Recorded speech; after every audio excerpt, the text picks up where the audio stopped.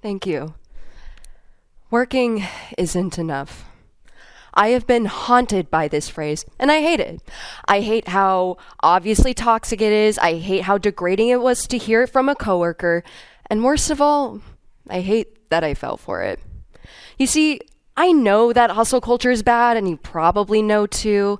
And I have watched many TED Talks about hustle culture, and you'd think I'd start learning the lessons after watching the 20th person retell the same story.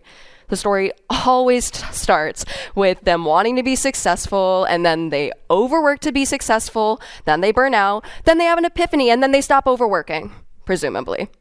Yet, there was this small, stubborn part of me that still believed in the core tenet of hustle culture, and that is, if I work harder, I will be more successful. And that is despite my knowledge of how bad hustle culture is for my mental health, and as well as how other factors like systemic inequalities, luck, and nepotism can also impact my success. Yet, that small, stubborn part of me only grew after a conversation with a coworker. You see, we were talking about how to get into clinical psychology programs, like doctoral programs, and I was telling them about how I was just working full-time at the time to prepare. When they heard this, they said something along the lines of like, yeah, working full-time in a lab is fine, but it's nothing special. Working isn't enough. When I heard this as an ambitious person, I was really ashamed that I wasn't doing more, so I was determined to do whatever it took to get into the program that I wanted. Clinical psychology, as much as I love it, is a very cutthroat and demanding field, and even though it cultivates these experts in mental health. And within clinical psychology, for example, there's a favoritism towards students who have written publications, given presentations, and have gone to very expensive conferences. All of these activities take a lot of time, money, and energy, and they're expected to be done alongside other high-intensity activities to put it on a resume and be a viable candidate. But the thing is, within clinical psychology and other demanding STEM fields, work is only growing and overworking is the norm. Within ClinPsych in particular, there is a rising demand for more publications, more presentations, more work, more groundbreaking research, more research-based treatments, even from newbies, to not only combat the ever-growing mental health crisis right now, but to appease late-stage capitalism's voracious appetite for more knowledge from which to profit. Even though we have the American culture telling us to value hard work, success, and productivity, hustle culture remains a microcosm of the worst levels of exploitation underneath capitalism, draining us of our time, energy, and our sense of selves. Many of you in this room, like me, are young adults who are finding your personalities, your values, your strengths, and yet capitalism doesn't give us the time to think about these core parts of ourselves, distracting us with hustle culture to keep us competitive and focused on a system that is demanding so much from us and just to survive the economy. Capitalism makes us dependent on hustle culture to survive. Yet if we were oceans, if our souls were oceans, we are the uncharted waters. Hustle culture muddies our waters with perfectionism, dependence on external validation, and burnout, and it's time to purify our waters. Let's dive in. So when my coworkers said that working isn't enough, I took on more side gigs, along with an already 40-hour full-time job, and somehow expected to be perfect in everything. Perfectionism, as you can see here, is the tendency to demand of oneself or others a high or even flawless level of performance. As you can imagine, doing 10 million things all at once is impossible, and soon cracks began to show. Eventually at my job, I made a major mistake where not only were 2 research participants withdrawn, but I was almost fired. I was so afraid of this happening, and yet it did, all because I was being perfectionistic and indecisive. Research shows that those with negative perfectionistic tendencies tend to have problems with identity formation. And from my experience and from the research, a big reason for that is indecisiveness. I was so afraid of making mistakes, like missing out on an amazing opportunity, that I indiscriminately integrated a myriad of activities into my schedule. Yet I didn't give myself the space to think about whether I truly wanted to do these activities. I was working so hard to be perfect for clinical psychology that I didn't think if clinical psychology was perfect for me. It wasn't until I forced myself to finally slow down after making that mistake that I realized how miserable I was, chasing after such unrealistically high expectations and not giving myself the space to be human. But the thing is, capitalism doesn't want us to be human. It doesn't care about who we are, it just cares about how profitable and how productive we are. Capitalism sees us as these little machines who are to produce goods and services as efficiently, effectively, and perfectly as possible to turn profits. However, making mistakes is an important part of identity formation because it allows us to see our limits, strengths and weaknesses, and how we are each uniquely resilient. Yet, mistakes under capitalism are punished, such as firing employees who make such mistakes. This can lead to such dire financial challenges as not being able to pay bills, and this can especially be hard for Black, Indigenous, and people of color who are already oppressed financially. Not everyone can afford to make mistakes under capitalism, and thus hustle culture puts these perfectionistic standards onto us to try to avoid financial instability that shouldn't be there in the first place in the land of the free. Mistakes are embarrassing, and I'm still ashamed of that mistake to this day.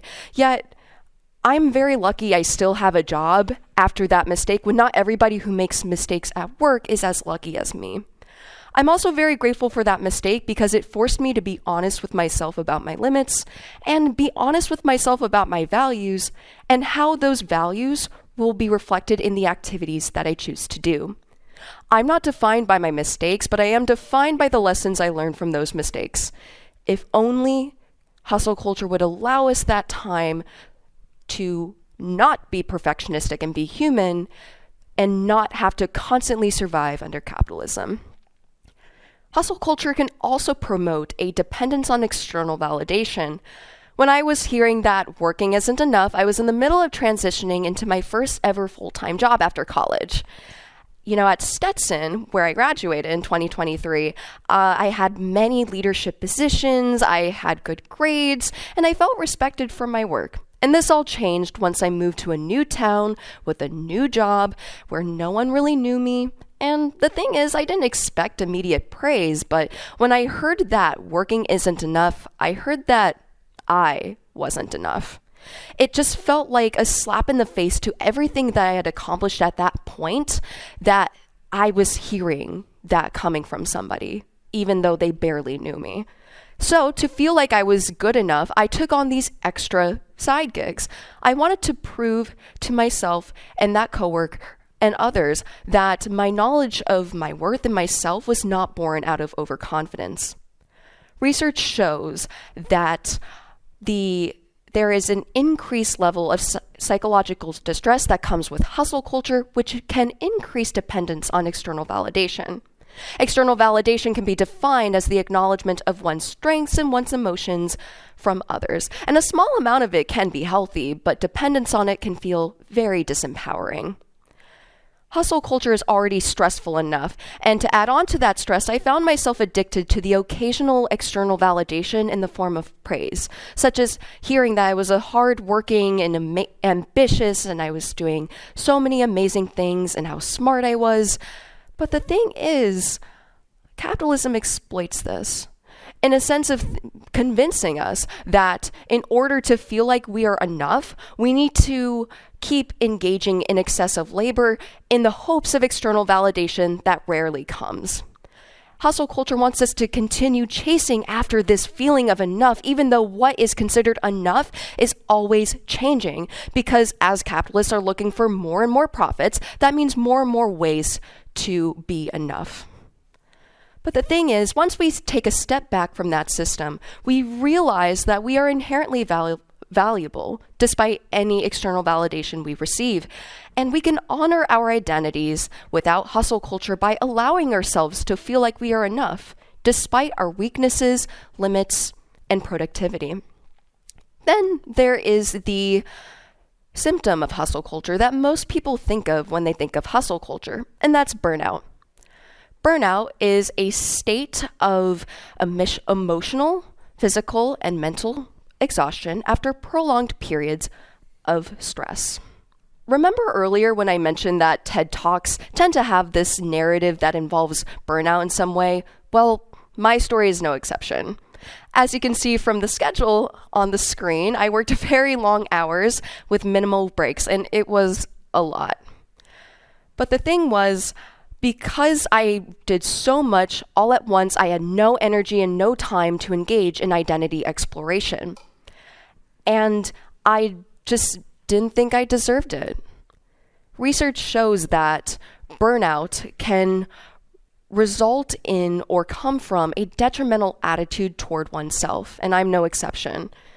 Given my high standards, my compulsions to constantly prove myself, and constantly feeling like I wasn't enough, it's no surprise that I had a detrimental attitude towards myself.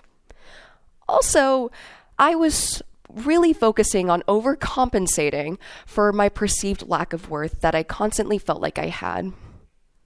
Identity formation is a long, arduous process that, like work, requires a lot of time and energy, as it should. We all deserve that space to be able to know about who we are so that we can each define for ourselves what it means to live a happy and fulfilling life. But under capitalism just wants us to have enough energy for work. It doesn't really care if we have energy for other things like identity formation, especially if it doesn't lead directly to profit. Also, it works in capitalism's favor when we are too tired and have so little time to question the system and make change, because that just perpetuates the system and keeps bringing the profits for capitalists.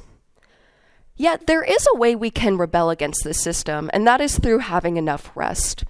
Having enough rest and finding ourselves in stillness, we can escape the demands of hustle culture tiring us out and find ourselves outside of the context of work. So I've mentioned how in hustle culture, it limits our ability to learn about ourselves through perfectionism, dependence on external validation, and through burnout. So how do we stop hustle culture? Well, one TED Talk says that we need to allot less time for work so that we can be more productive. Another TED Talk tells us that to stop hustle culture, we need to make more time for rest so that we can be productive. Then there's another TED Talk that tells us that we need to value our true emotions and true goals in life so that we can be productive. The problem with all these discussions is that they make productivity the end goal and centers around it, thus making us complacent in a system that banks on our productivity to keep us oppressed. Additionally, these are individual solutions to hustle culture. They are not systemic solutions to hustle culture. I'd feel disingenuous just standing on the stage and telling you to just stop being perfectionistic when women, for example, feel the pressure to be perfect by being nice, looking pretty, working harder than men, and juggling so much just to be as successful as men, and thus making women more likely to adopt perfectionistic and hustle culture behaviors. I'd feel disingenuous to tell you to just stop depending on external validation when it doesn't take into account how Black, Indigenous people of color, how women, LGBTQIA+ individuals, and other marginalized groups feel pressured to prove and overwork themselves in a system that doesn't respect them. I'd feel really disingenuous if I'd tell you to just stop overworking yourself when people with lower incomes, for example, feel pressured to go into hustle culture to make ends meet with jobs that don't pay them enough. Plus, if we consider Maslow's hierarchy of needs, we're told that we need to fulfill those bottom needs like physiological and safety needs before we go through identity exploration and reach self-actualization at the top. But the problem is capitalism and all the other inequalities we face are unfair and competitive in a sense where even basic needs like housing, healthcare, and food are really hard to afford unless many of us overwork ourselves. Capitalism is an inherently hierarchical system where there are sharks and minnows, and for many of us minnows, it is really hard to get to the top. So how are we supposed to reach self-actualization if we are systematically stuck at the bottom? Hustle culture is treated more like a mindset rather than a culture, even though it is a culture with its own set beliefs and behaviors. No culture has ever ceased to exist because 1 out of 1,000,000 people decides to just stop practicing its practices and stops believing its beliefs. Rather, cultures fade over time as more and more people stop the spread of its beliefs and practices. Thus, hustle culture is not going to be stopped by each one of us engaging in more self-care. It's going to be stopped by normalizing self-care. Not just recovery from overwork, but having enough time for leisure and the things you love and to be able to enjoy life. That is true rest. Luckily, though, we are seeing that happen more and more. You may have seen terms like lazy girl jobs, bare minimum Mondays, and silent quitting on TikTok and other social media sites. These are terms that reflect our growing value of mental health over productivity. These are not going to change the capitalist system that perpetuates hustle culture, and they are not going to be these new terms. These have been terms we've used for a while, but I'm happy to see that they're being popularized again. But there are also criticisms to how hustle culture, capitalism, and other systemic inequalities are hurting our mental health. You know what? Maybe my coworker was right. Working wasn't enough. But we are enough. And we have the collective power to change the system that tells us otherwise. With the normalization of rest, we do not have to be the uncharted waters. With the normalization of rest, rest doesn't have to be a rebellion.